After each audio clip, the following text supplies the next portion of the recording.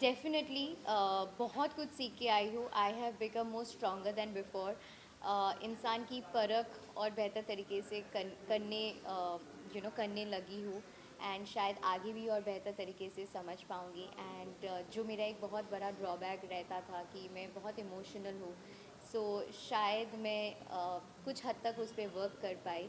And yeah, I believe that I'm a survivor. I survived being in the house for 120 days, which is not a joke, because it's very difficult to be in that house, without your people, without your loved ones. So definitely I'm a survivor.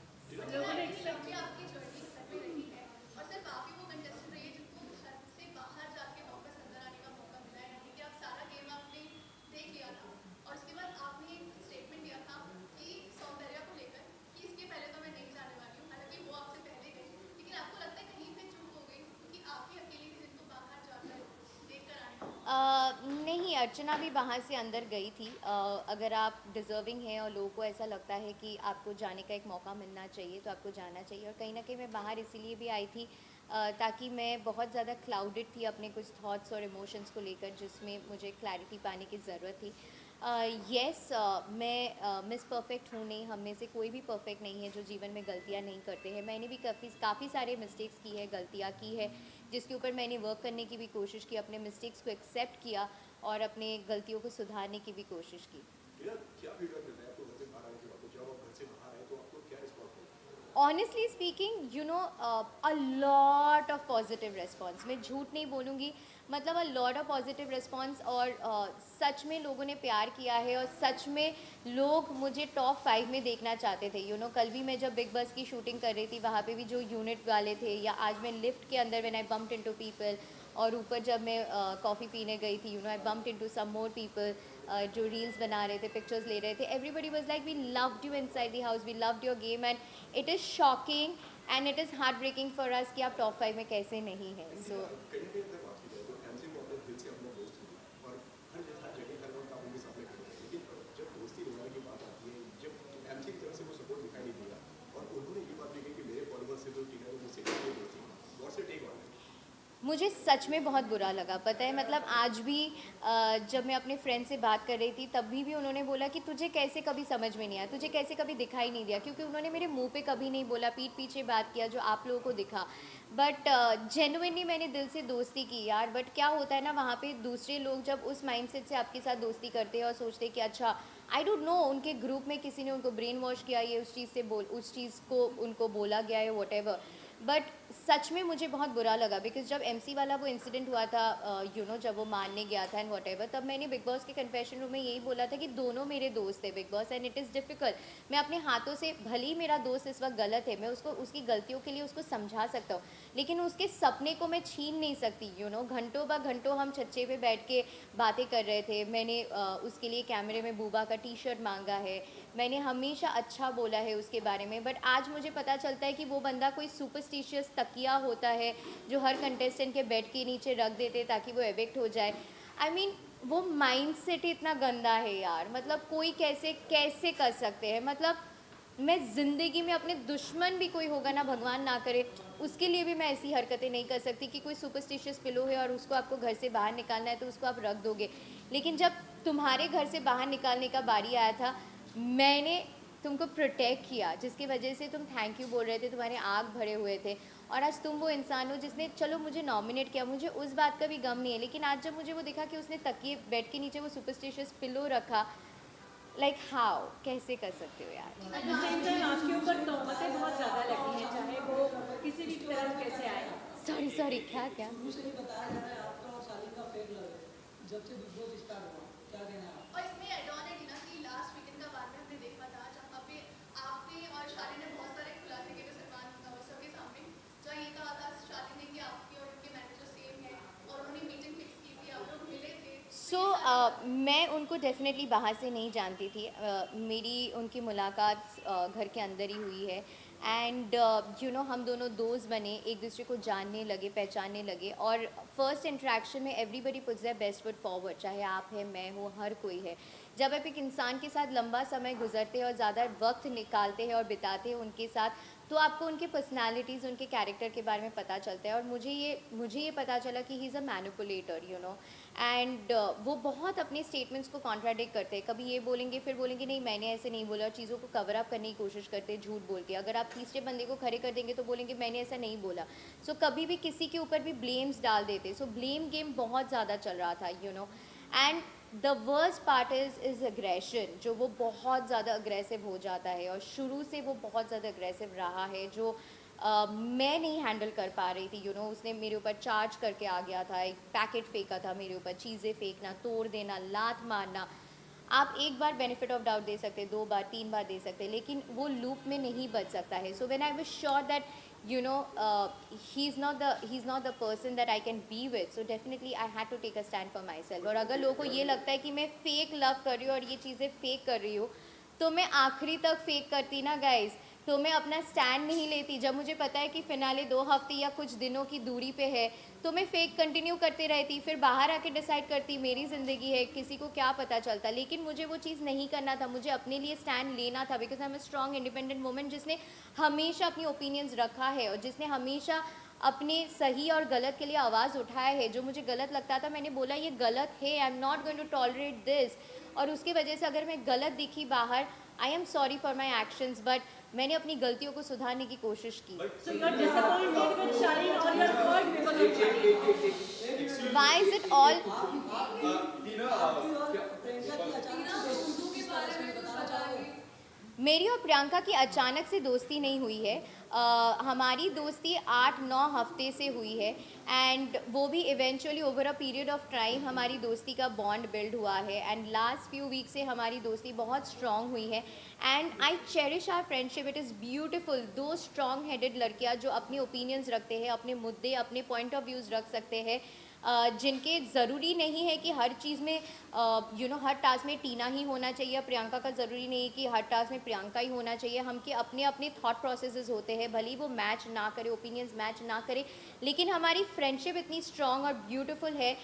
That is something I definitely cherish, and I am so grateful that I have someone like Priyanka, and she is an amazing and a beautiful soul. But Tina आपको क्या लगता Some mysteries are better left mysterious.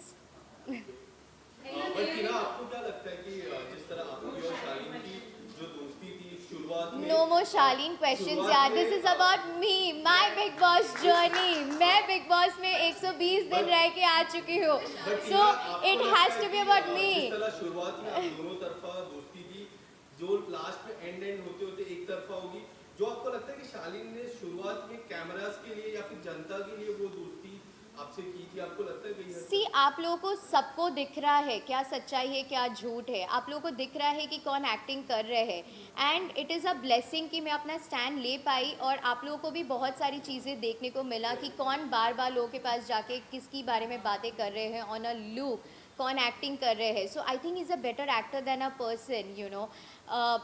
So yeah I mean बहुत कुछ आप लोगों को देखने को मिला, एंड अभी भी वो घर के अंदर है, सो बहुत कुछ आप लोगों को आगे भी देखने को मिलेगा। लेकिन आपको ऐसा लगता है कि उनकी एक्टिंग कामयाब हो गई है, उनकी स्ट्रैटेजी जो है वो कामयाब हो गई कि आज आप घर के बाहर हैं, वो घर के अंदर हैं, और कहीं ना कहीं उनको सिंपैथी मिल रही है और आप आपकी नेगेटिव इमेज है।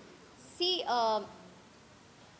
अगर आप अपने ओपिनियंस और पॉइंट ऑफ व्यूज़ बहुत स्ट्रांगली पुट अक्रॉस करेंगे तो कहीं ना कहीं वो नेगेटिवली पोर्ट्रे हो जाता है, but that is who I am, and I don't shy away from saying what is right and what is wrong. I stand up for the right things, I stand up for the wrong things, कि अगर ये सही है तो ये सही है, गलत है तो ये गलत है।